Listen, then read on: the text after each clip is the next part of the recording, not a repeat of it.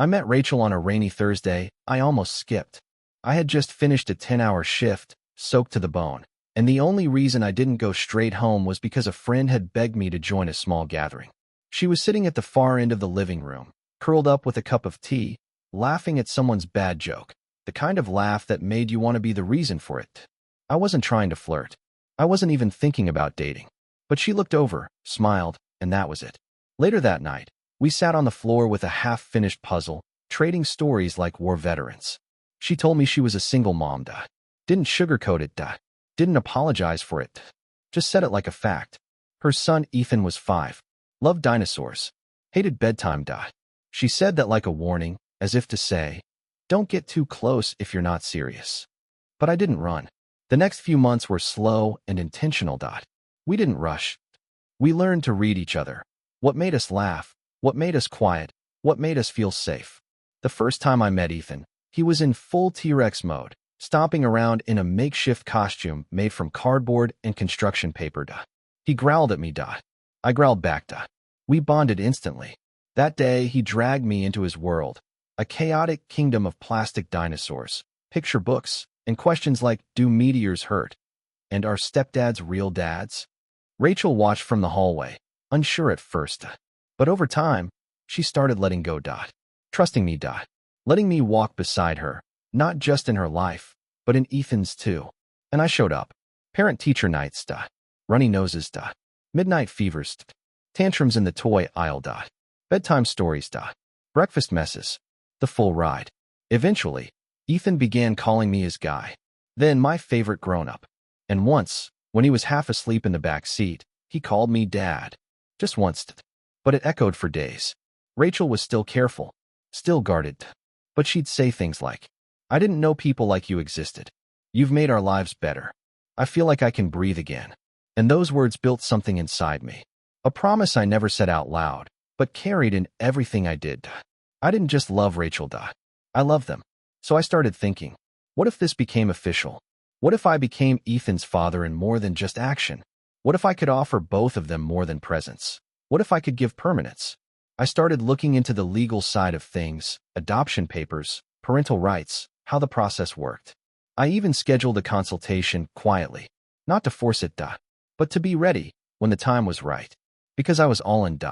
And I believed, deep in my bones, that we all were. But I was wrong, because some promises live only in your head. And not every love story wants the same ending. I still remember the feel of the envelope. Cream-colored, thick, heavier than it looked. It had the official letterhead of the attorney's office I had quietly visited the month before. Inside was a preliminary packet. Information, guidance, questions. The beginning of the legal process to adopt a child. To become, in the eyes of the law, what I already felt in my heart. I didn't plan to show it to Rachel that day. I was going to wait until the weekend. Maybe light some candles. Cook dinner. Talk it through like we always did. Gently, respectfully, with time to breathe between thoughts. But things never go how you imagined, do they? We were at the park. Ethan had just finished chasing a squirrel like it owed him money. Rachel was sitting on the blanket, hair pulled up, watching him with that soft, tired smile she always got when he was happy. And something inside me just burst. The moment felt right. Too right. I pulled out the envelope and said, I want to talk to you about something important.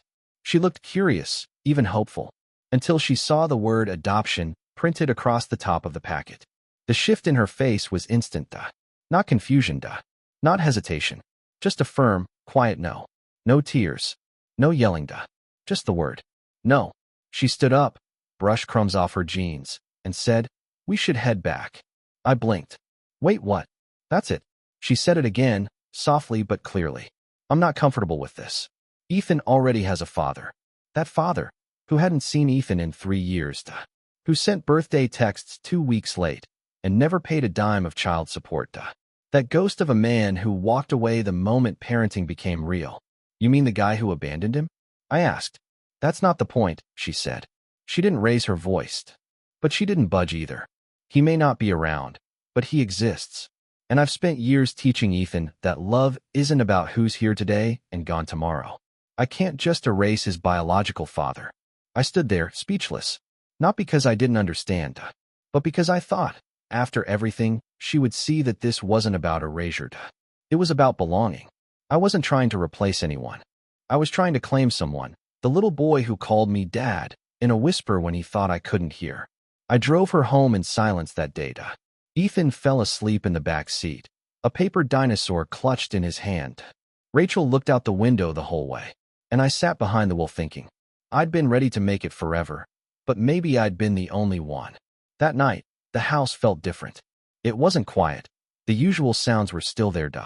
Ethan brushing his teeth while humming the Jurassic Park theme. Rachel moving dishes in the kitchen, the soft buzz of the fridge. But underneath it all was something else. A hum. A pressure. Like the air had changed, and no one wanted to admit it. Rachel didn't bring it up. She didn't say thank you for understanding. She didn't explain more. She just carried on. And so did I. At least, that's what it looked like from the outside. But inside, I was spiraling. I questioned everything. Every bedtime story. Every school pickup. Every moment I thought we were a team, building something together. Was I just a placeholder? A warm body until the next phase of her life began. Was Ethan always going to be her son and never ours? I didn't know how to talk to her about it.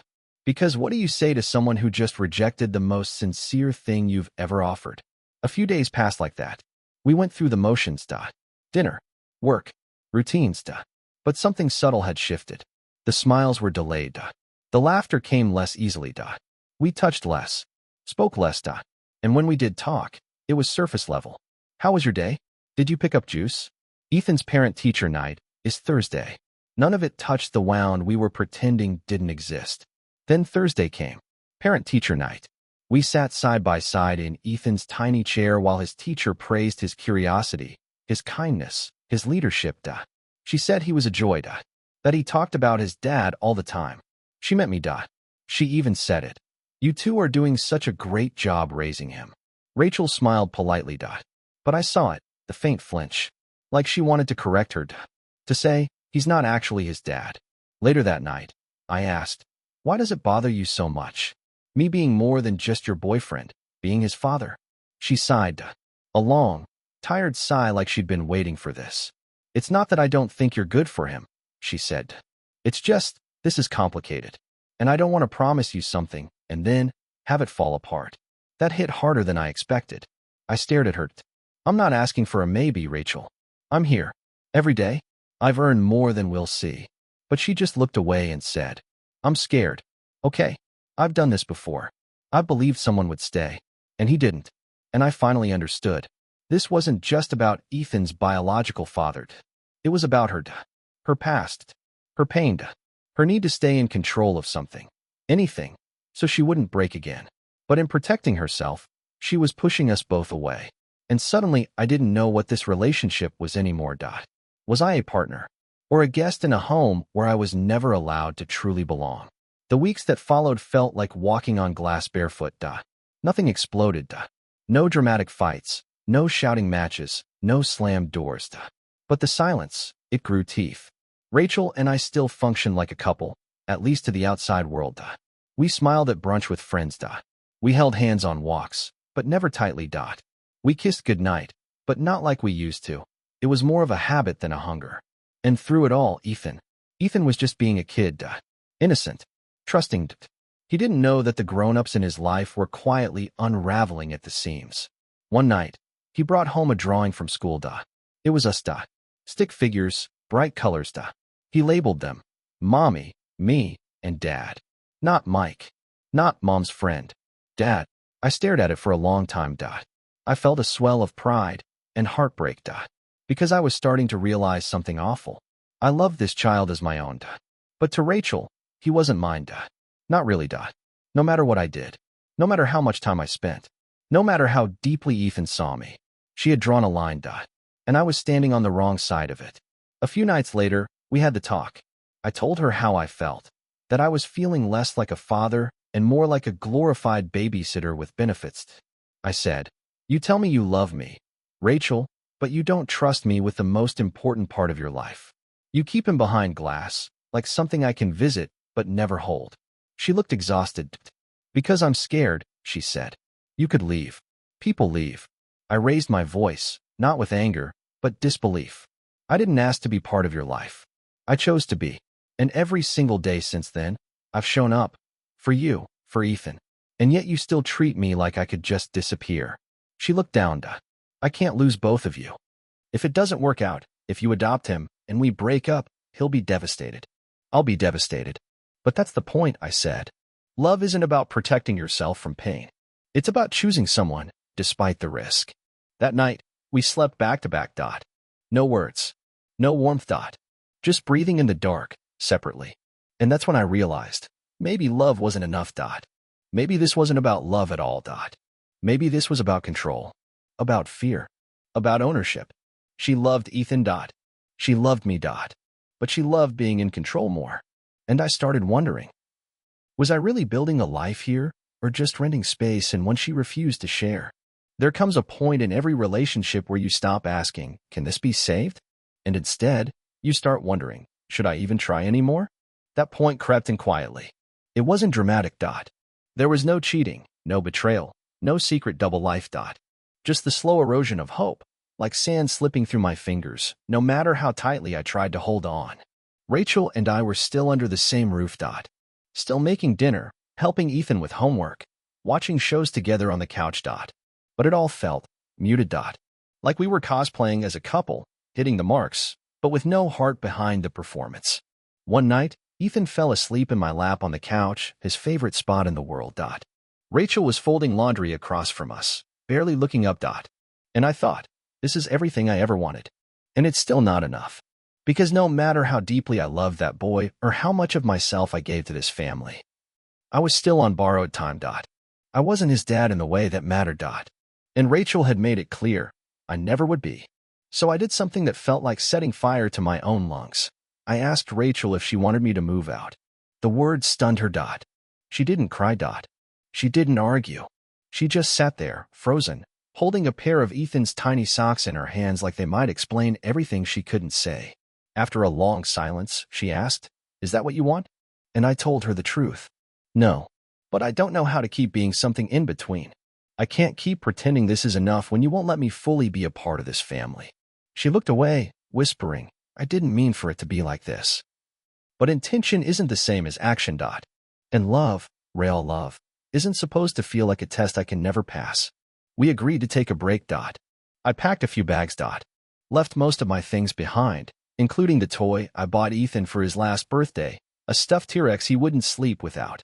Rachel stood by the door. She didn't stop me. And Ethan? He ran out behind me as I was opening my car door. Wrapped his little arms around my waist and said, will you come back tomorrow, Dad? I didn't have the heart to correct him. I just said, I'll see you soon, buddy. Then I got in the car and drove away from the life I thought I was building. And every mile I put between us, I felt less like a man moving forward and more like a father being erased.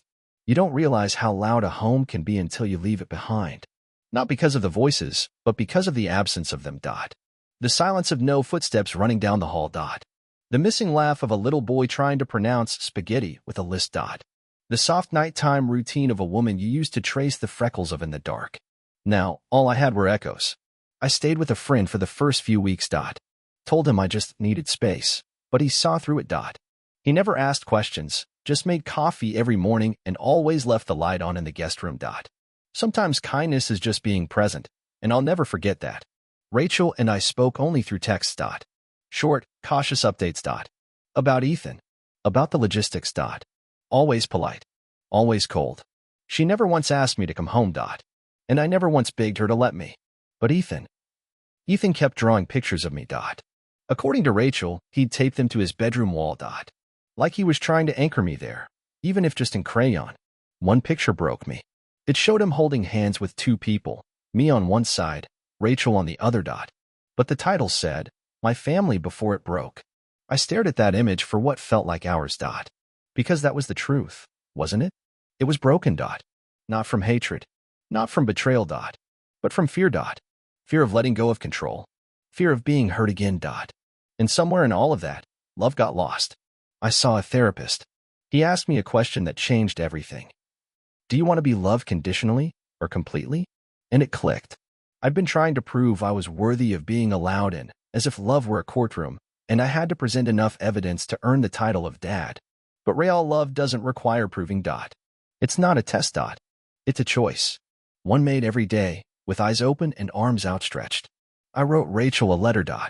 Not to ask her back, not to make her feel guilty, but to say this: you are a good mother, and Ethan is lucky to have you. But I can't keep trying to build a life where I'm never truly allowed to stay. I will always care for him and for you, but I deserve a family that doesn't keep love behind a locked door. A few weeks later, I signed the lease on a small place of my own. Nothing fancy. Just a quiet start. And as for Ethan, I hope he remembers me not as the man who left, but as the man who loved him enough to stay until he wasn't allowed to anymore.